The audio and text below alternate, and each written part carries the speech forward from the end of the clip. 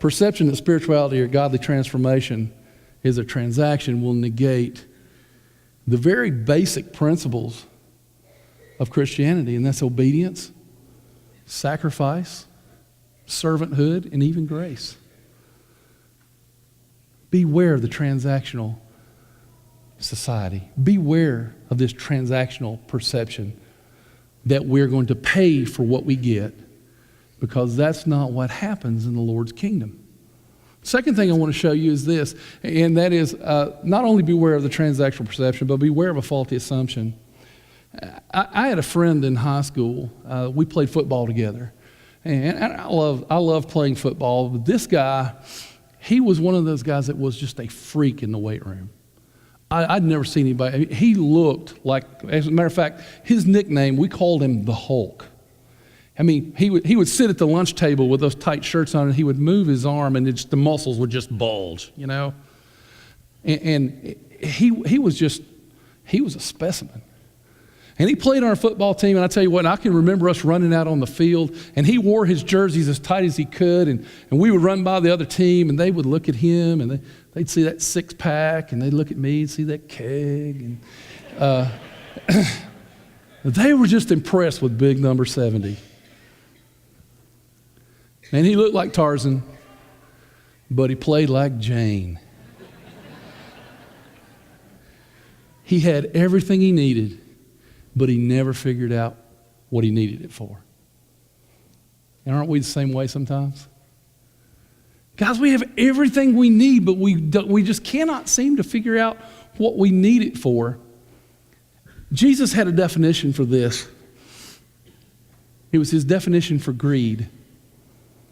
You know, in our society, we think of greed as someone who's all about acquiring things. Someone who's greedy is constantly acquiring something to have for themselves. They want what is theirs, they want what is yours, they want what is everybody else's, and they're going to acquire, and then they're going to have it all for themselves. And Jesus says, no, it's deeper than that. It's not just an action, it's a mindset.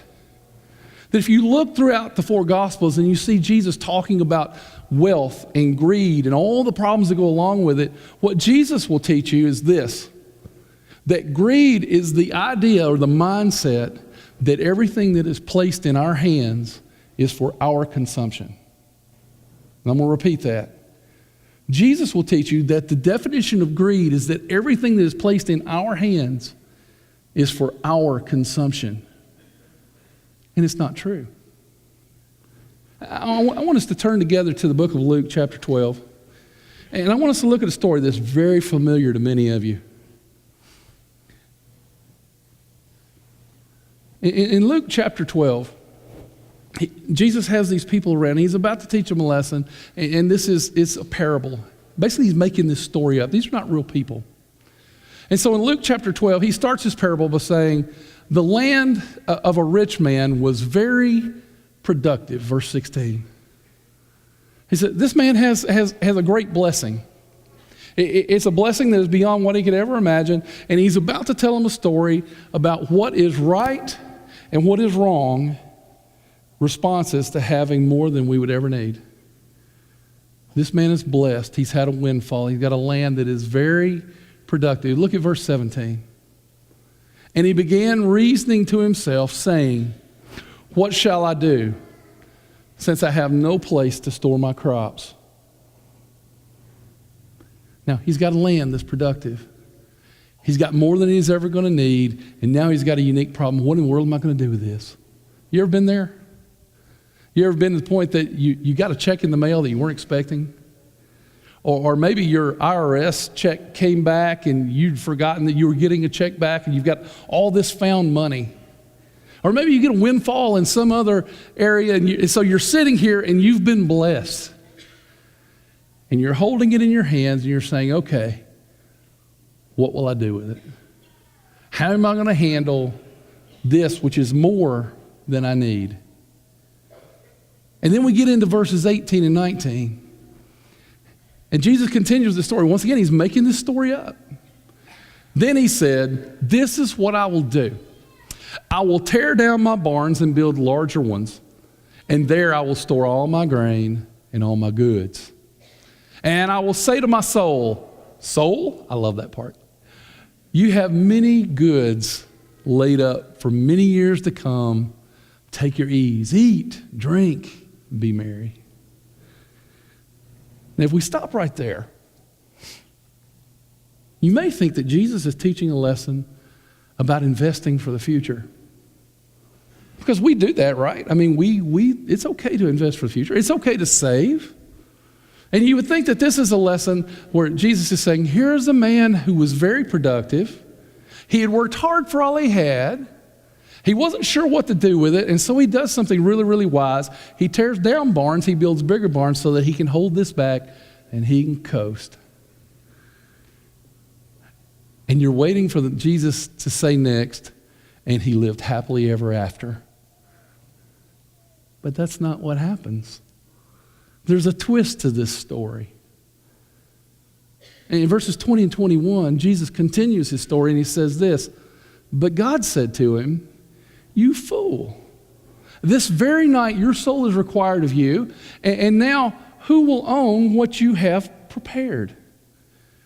So is the man who stores up treasure for himself and is not rich toward God. It's a surprising twist. And his story is like ours. You see, if we only do what this man in the story does, and we take what is placed in our hands and we make the assumption that it is for us only, let me tell you what's going to happen with it. Someone else will eventually get it. I mean, that's a reality. I've done funerals. I've been to many funerals. There are no hearses with trailer hitches. When you die, it all goes to somebody else. So why not use it to give God glory? Why not, when you have more than you need, rather than thinking of acquiring more stuff, you think of how I can honor God with my wealth? Because God sometimes places things in our hands that he does not intend for us to keep. Sometimes God will place things in our hands that he gives us an opportunity to be faithful with these things so that our faith will grow and others can be blessed. We should be people that think about our wealth like a river rather than a reservoir. I don't know if you've ever been to a reservoir, but a reservoir is this man-made thing, and it's this big holding place, and all the water that flows into it, it flows to this point, and it gets held up. And it's held up for future use, and sometimes it's overflowing and everything else. But the way a river works is a river continues to flow, and it blesses as it flows along. And when we see wealth as a reservoir, we continue to bottle up wealth and keep it for ourselves just in case, because we're not sure about what the future holds, and we're not sure who holds the future. And we hold these things up. But when we think of our wealth as a river, we realize that it comes to bless us and that we can send it along to bless others. Do not believe in the falsehood that everything that's placed in our hands is ours. Don't be like Adam and say, that's mine. But realize that there's a great blessing in passing your wealth along to other people. The conclusion this morning is we need to be people who are willing to take hold of life indeed. You know, last week we used this verse of Scripture. It's in 1 Timothy chapter 6. And in verse 18 and 19, he says, instruct them to do good and to be rich in good works, to be generous and ready to share, storing up for themselves the treasure of a good foundation for the future, so that they may take hold of what is life indeed. You know, every week I have a verse that it's a special thing for everyone here who has brought their Bible or has their iPad, and I want you to turn over to John chapter 10 and verse 10. In John chapter 10 and verse 10, there's a statement that Jesus makes.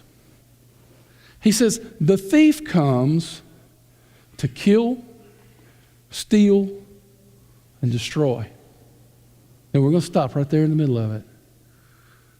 The thief comes to take away your joy. He comes to steal. He comes to destroy. And if you hoard up everything that you have around you, what's going to happen is it's all going to be you're going to lose it all anyway. Everything we have is going to go to someone else. But then he goes on and says, but I came that you may have life and have it to the full. Well, how does that happen? By doing good and sharing with others. Back to 1 Timothy 6:19. How do we live life and have life indeed? How do we live life and have it to the full? Because we're going to be blessed with the opportunity to do good and to share. Andy Stanley writes this in the book that I've been reading, How to Be Rich. It says, if we simply store up for ourselves and are not rich toward God, then everything we possess will be a total loss. At some point, everybody leaves it all behind. But if we take advantage of the times when we have more than we need and do more than simply save it for ourselves, then we can become rich toward God. As I said earlier, Christianity, spirituality, it's not a transaction. It's a relationship. And every Sunday morning, we invite people to be a part of that relationship. It's not like you're coming to Jesus and saying, I am going to give up my life for you, Jesus, because you gave up your life for me, and that this is payment back so that someday when this world is over, I can live forever in heaven with you. That's not at all what Christianity is about. Christianity is saying to him, you have loved me more than I have ever been loved. And I can never pay you back for the sacrifice that you've made on my behalf, but here's what I want to do. I want to tell the whole world that I believe you are who you say you are, that you can do what you say you can do. And just as you lived and you died and you were raised from the dead, I'm going to die to myself and be raised to walk in a new life and recognize that salvation is not something that happens at the end of this world. It's something that we live in the present. We live as saved people. And when we live as saved people, it changes our perspective about the entire world around us.